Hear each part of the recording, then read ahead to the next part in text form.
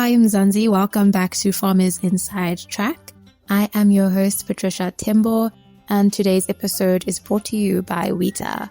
Today, we're exploring the importance of ESG and sustainability in the wine industry. Here is my colleague, Lisa Kanya-Vena, in conversation with Gerard Martin from SA Wine, Siglinda Lösch from Vinimark, and Heidi Newton-King from Spier.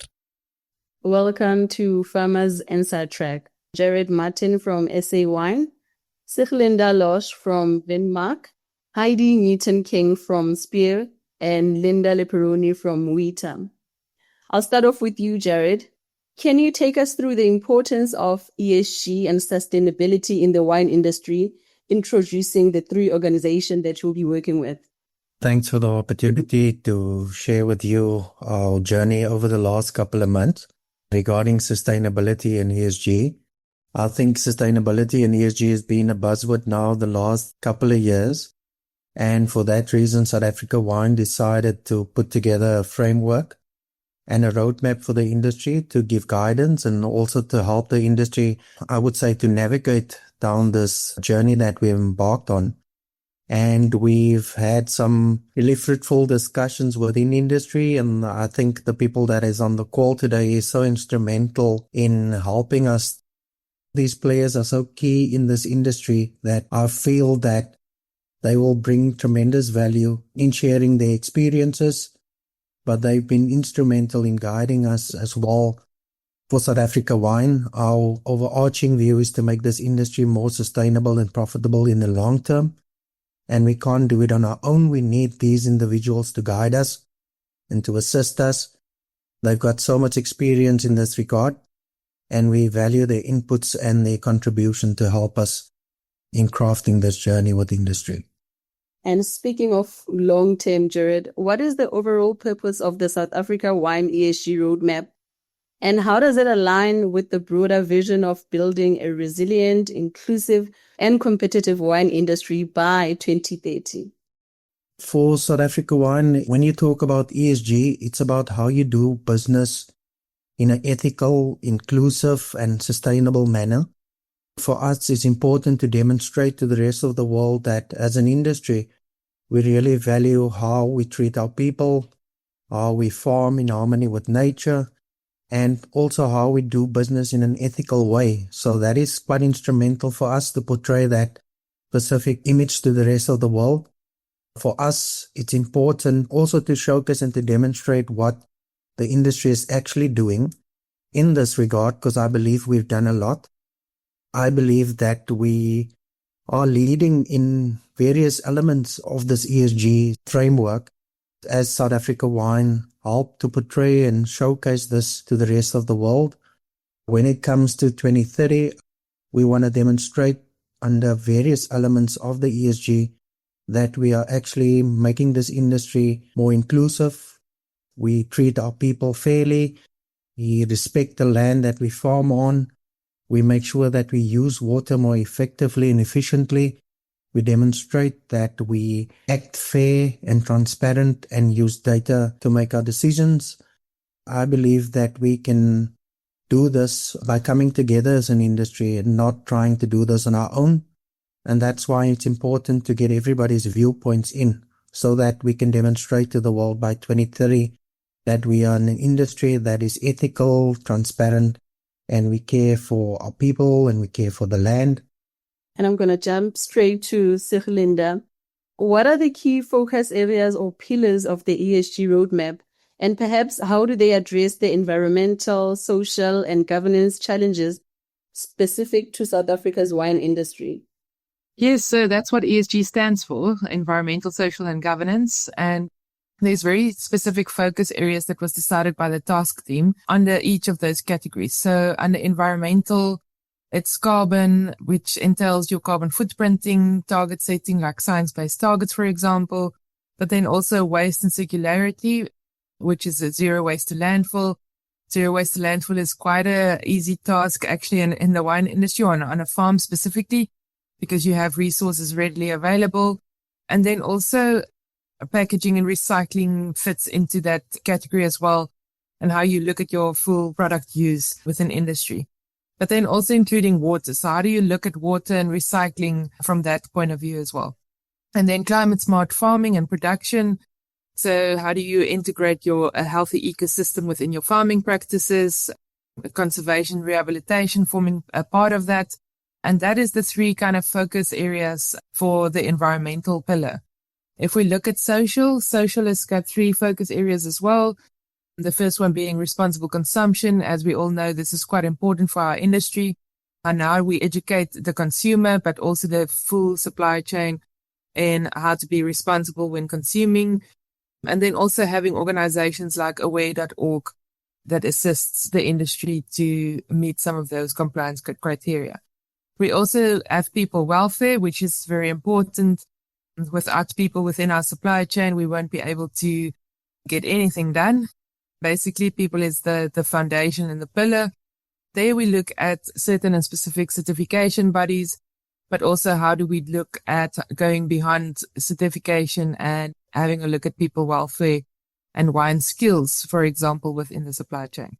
And then inclusive growth, that's very much skills development and how we look at developing some skill sets from vineyard to glass, like from vineyard workers into the industry where wine is consumed. And then the last pillar is governance. The first focus area there is transparency and traceability. How do we adapt new technology options for tracking of the wine and how it moves? Where Savas is playing a significant role at the moment, and also data governance. So the industry platforms for all data sets. So how do we combine that to be able to have good data sets for good decision making?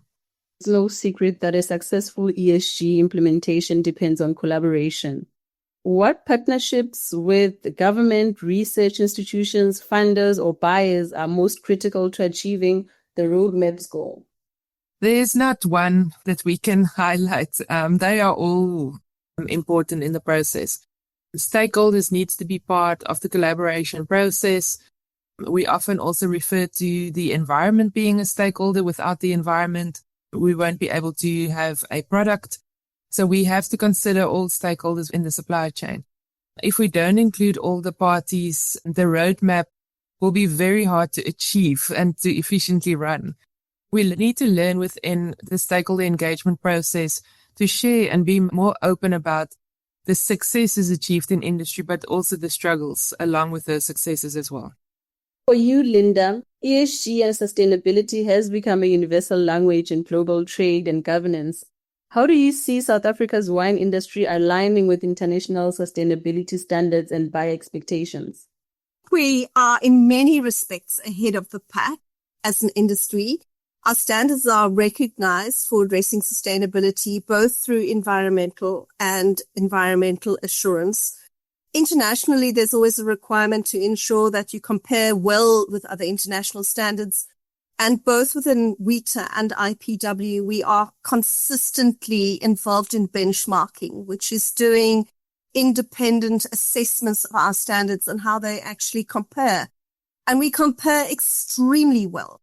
Siglinda also mentioned we have a world-class traceability system, both for environment through IPW and the Wine of Origin scheme.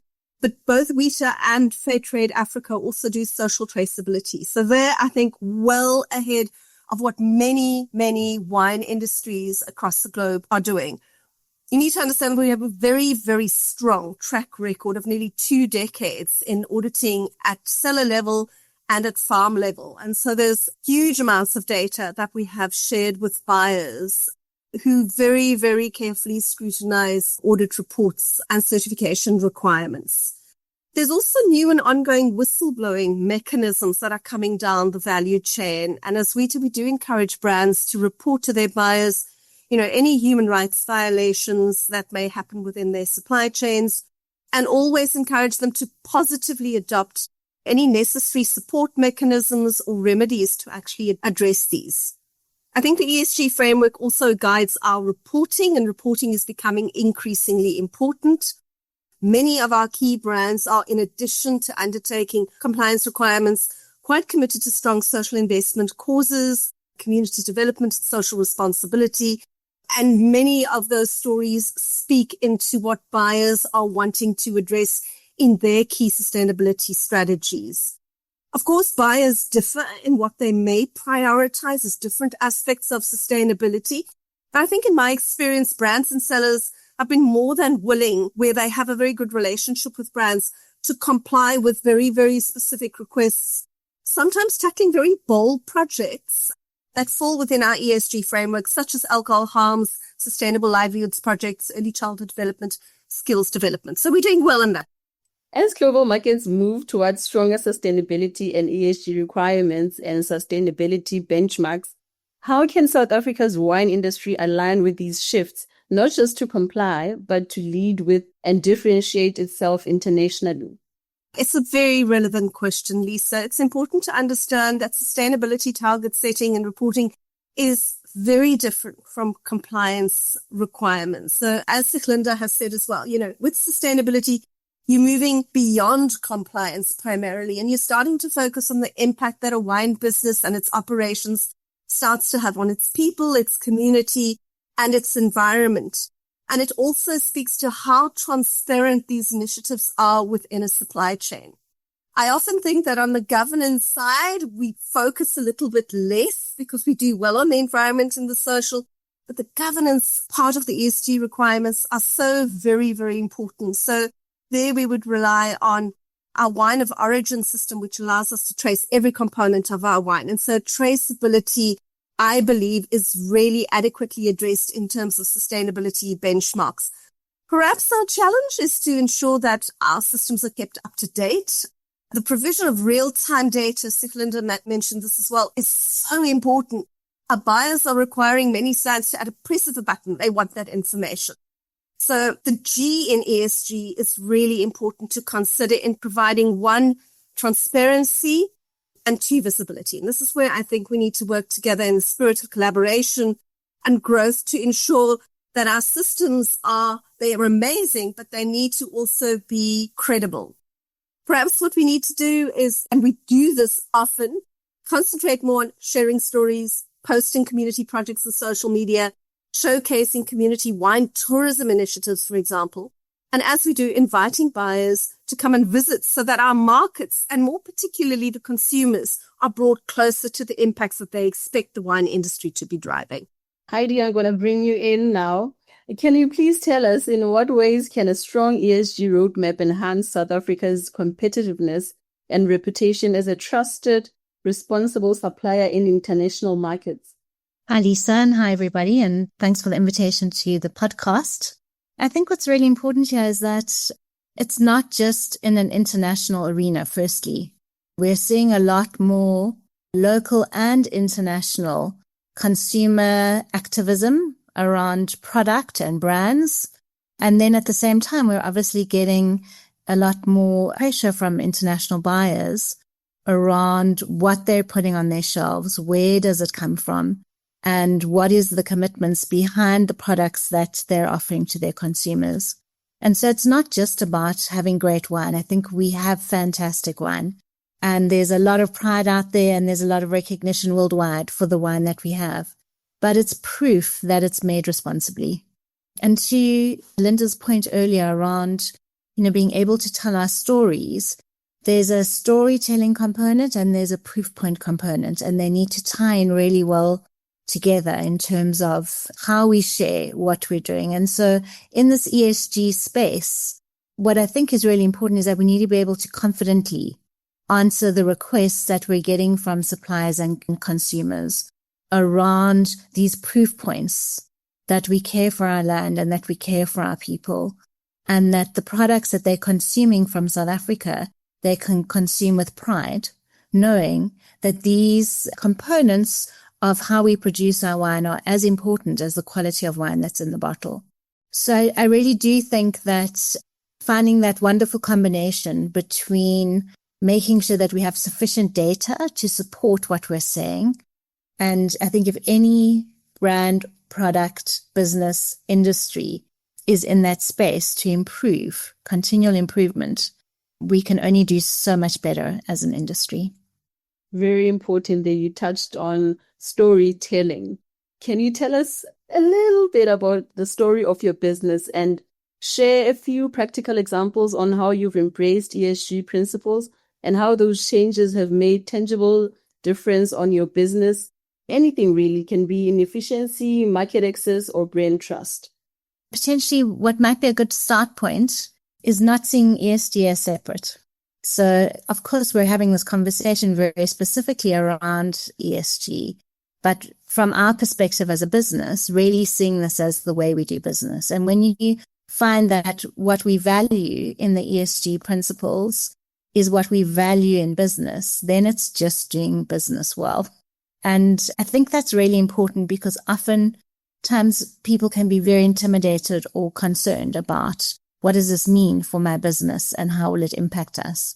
So in our examples, the kind of things that Linda mentioned earlier around something like a commitment to zero waste to landfill, and on farm level, potentially not easy because it's not exactly easy, but it is something that can be focused on lots of natural products.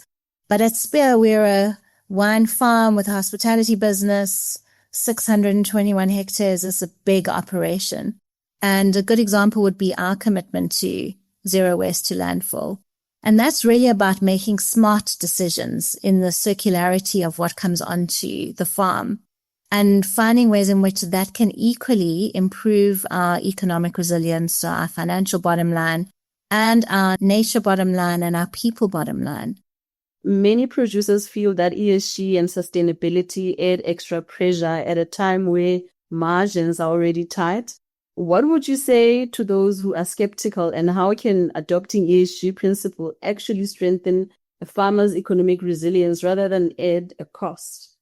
So I can really understand why farmers might feel this way, while some producers might feel this way. There can be a lot of skepticism in this space, but what I think is really important is that if there are two components that you consider at all times, the one is really saying, how can I run a more smarter and resilient business or farm? And that's, if you got a whole lot of people into a room to talk about running a smarter and more resilient business or farm, there'd be lots of energy for that because it's something that, people can really relate to. So asking that question in the context of what it means for ESG is a really great start point. So smarter and more resilient, and being consciously aware of the fact that when we're saying that, we're thinking about the impact we have on the environment and losing access to key markets. So I think my encouragement is really to say, don't look at ESG as this separate strategy that you need to take outside of how you think about your farm or your business going forward. And rather think of it as this is critical and fundamental to how we do business, and we value these things. We want to know that when we put a bottle of wine on the table that's come from grapes grown on our farm through a value chain, that we're proud that everybody who had a hand in producing this final product was treated well, was treated fairly, that we've cared about our land, and that there's an element of proof in all of that because of how we might report or because of audits that we undertake. So I think it's a mindset change, Lisa.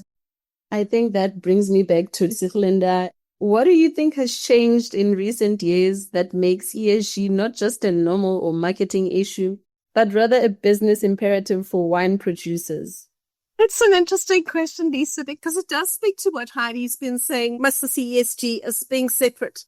I think South Africa and the wine industry is fairly unique because, in a sense, this is what drove our social compliance issues, was the intrinsic strategic values which key brands like Spier did. We're talking back in early 2000, where their whole way of doing business was to say, well, the social and the environmental is very, very much part of the business. And so whilst we've had a whole lot of European and global legislation in place, we have the European Union that's now driving down the corporate due diligence frameworks that certainly seek to drive human rights best practices down supply chains. I think it's very much recognized by our key markets that the South African wine industry has been doing it for a very, very long time. And it's how do you actually, as the leader within the wine industry, start to promote those very practices amongst farms that haven't yet taken up the call. We need to think about it as how we positively impact. And I know in the short term, people do understand that there may be a cost to it. The key shift going forward. And I think very much part of the conversation we need to have, and it's a difficult conversation, is that underpinning good sustainability practice is also going to require of our global buyers and retailers to start to take responsibility for ensuring that wine prices need to reflect the very things they want from their supply chains, the fair wages, the decent work, the healthy and safe environments. The cost of implementing sustainability and the cost of reporting on sustainability down not only the wine supply chains, but all food and drink supply chains and others across the world. The due diligence costs, who pays for that? At least I think that's always going to be quite a hard pull for the value chain and those that manage their value chains to swallow. I love that you touched on impact there, because it leads us to our next question, which is, what would you like to see in South Africa's ESG roadmap for the wine sector, particularly to help small or emerging producers implement sustainability practices effectively? So I believe the roadmap and the current framework is a great start. Huge congratulations to the SA Wine team and to the committee and all the people that were involved in providing inputs into that. For me, I suppose two areas that I'd like to work on more. One is the diversity and inclusion aspects of the framework. I think needs particular attention and maybe a necessary deep dive. And the second is working on those requirements, maybe a social impact development plan going forward that we can all work on. We need to look at how do we provide the necessary enabling environment to ensure that the ESG framework comes to life. And that for me is important. So necessary funding streams, really important. Strategic partnerships to ensure that there is sufficient investment to grow, particularly our small producers, our emerging producers, Black-owned brands. How do we start to find the necessary resources to invest in those areas of our wine supply chain? Also, very importantly, the right kind of mentorship to ensure that the ESG framework can be implemented with efficiency and effectiveness. The right technical know-how and skills. We need to provide coaches and mentors to that. Financial leadership, strategic leadership. I think leadership is such an important resource component that needs to be brought into the framework to guide and support some really vibrant businesses that are struggling from a sustainability point of view. We need to jointly identify key social impact priorities, perhaps for the next 5 years, and then work towards reporting very, very clearly on those. And of course, there are opportunities. I think we're a bold industry. We've taken challenges and we've run with them. Perhaps identifying new markets for these businesses. We certainly need to be leading the conversations to the markets we have and showing them how we are leading in these sectors so that we aren't necessarily dictated to by the markets as much as leading conversations in the markets. And then lastly, Lisa, I think, a collective front is key to create as much awareness about the possible ways in which our producers can contribute to and implement the framework. So platforms like this for sharing case studies, for sharing best practices, I think is going to be critical to the success of the ESG strategy. And Gerard, bringing you back in, what does success look like in the next, let's say, 12 to 4 months for the ESG roadmap?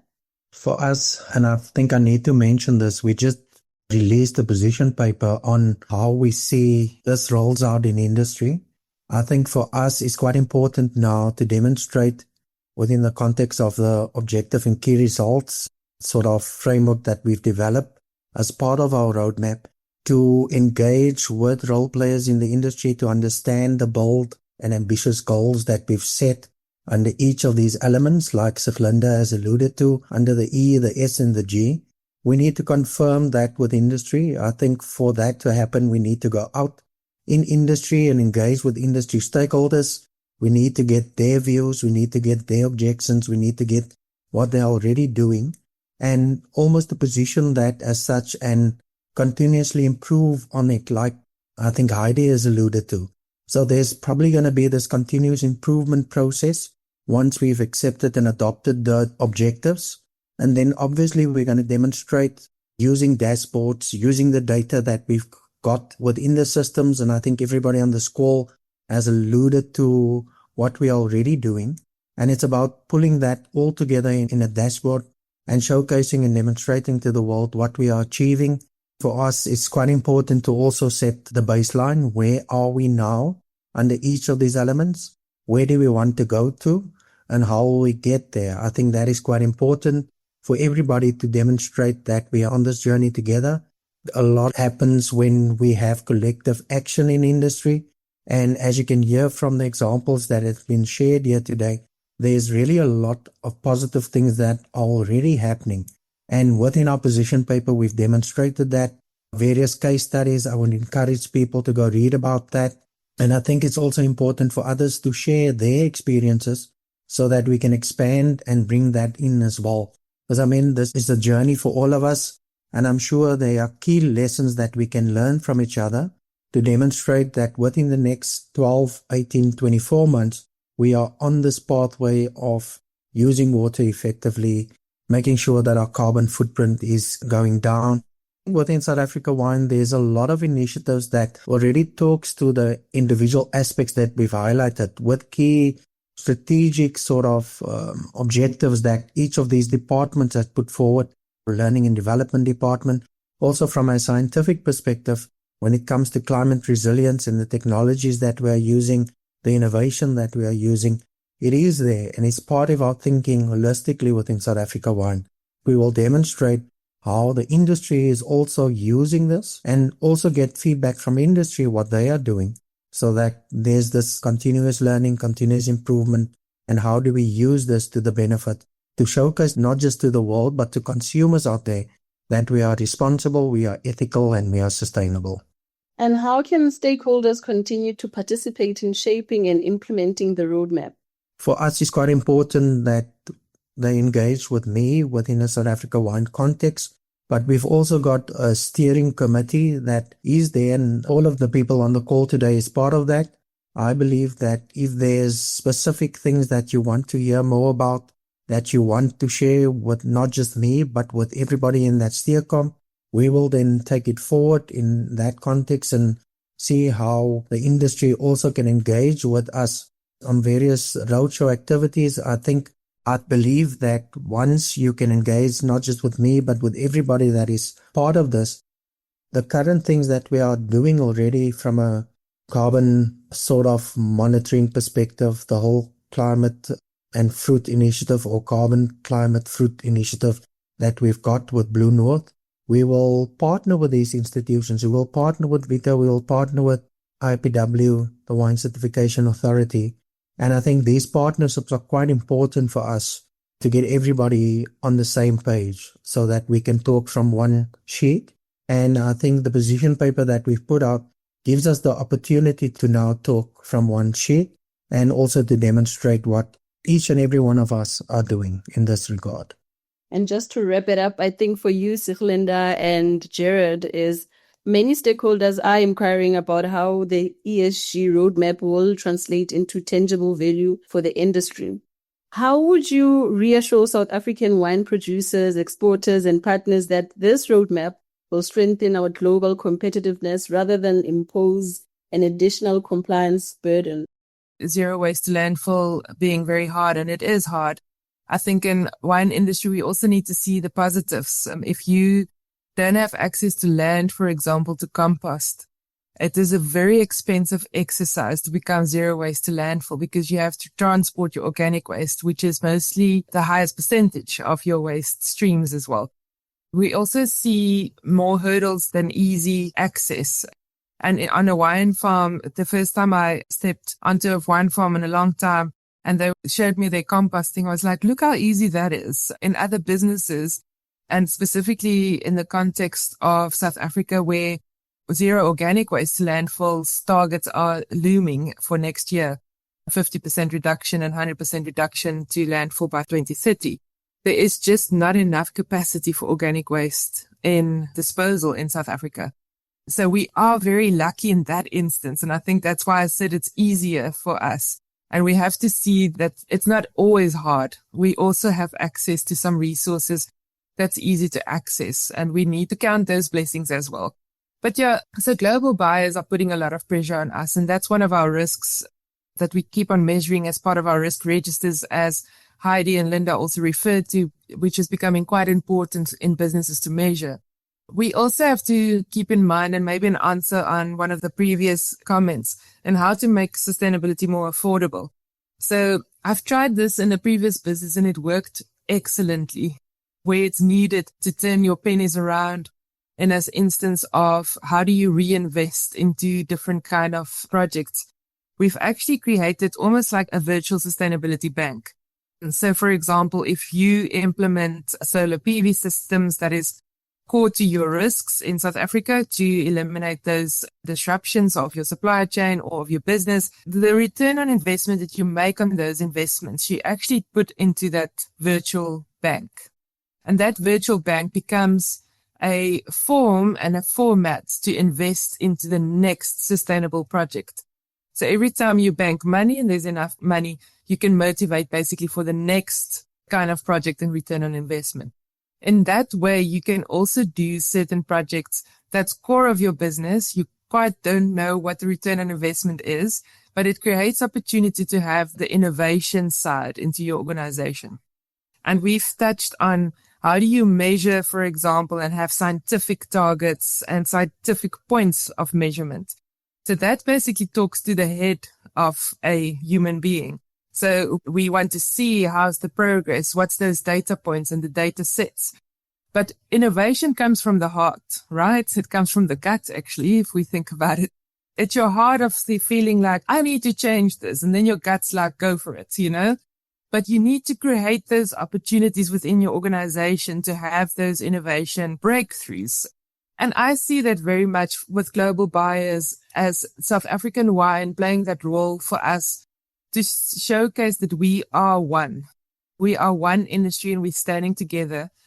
All of us play a role in sharing and having that capability of this is what we're doing well, or we've got access to organic disposal kind of sites for industry and we need more composting. It's actually a return on investment for us as a wine farmer. And these are just very simplistic examples, but how do we expand beyond our fences and our borders to be able to have a look at the full supply chain and how we look at industry as such? And the same with people welfare and how we look after people within the supply chain, how we create opportunities for training and access to facilities to have that next generation as being aspirational to enter the agricultural industry, because we know that the next generations don't want to work in agriculture because it's not aspirational enough. So how do we change that mindset and shift it so that we have a very good foundation for industry as such? Global buyers are putting pressure on us because they're not seeing the full picture. We know that. We know that they're asking the questions. What is this policy? What's that procedure? It's the easiest way to ask the questions.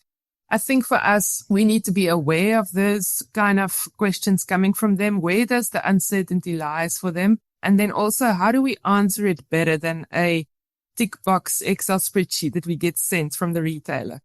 So I definitely think there's huge opportunity for us to open dialogue. We know that success across the world is achieved by opening dialogue. It's achieved by having those conversations. And no, it's not the easy conversations we need to have. We need to have the harder conversations as well. We need to put the things on the table that we want to see shifting, but also where do we need support from their point of view to make not only us sustainable, but also them sustainable. That's definitely for me, the one answer is how do we collaborate through a body and this beautiful roadmap that Gerard has been working on with blood, sweat and tears. I think we are at a point where we can have that change and shift, and we have one voice for the SA wine industry into the global markets.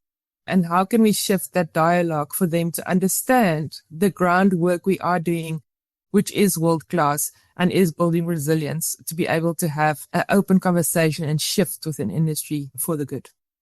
Siglinda has answered that so well. For me, it's just about we are doing so much already. And we shouldn't see this as a burden. When we have that and demonstrate that on a dashboard, that everybody can see it, will be amazed at how far we actually have come as an industry. So for me, it's all about pooling and pulling all of these things together. There are so many examples out there that one can use.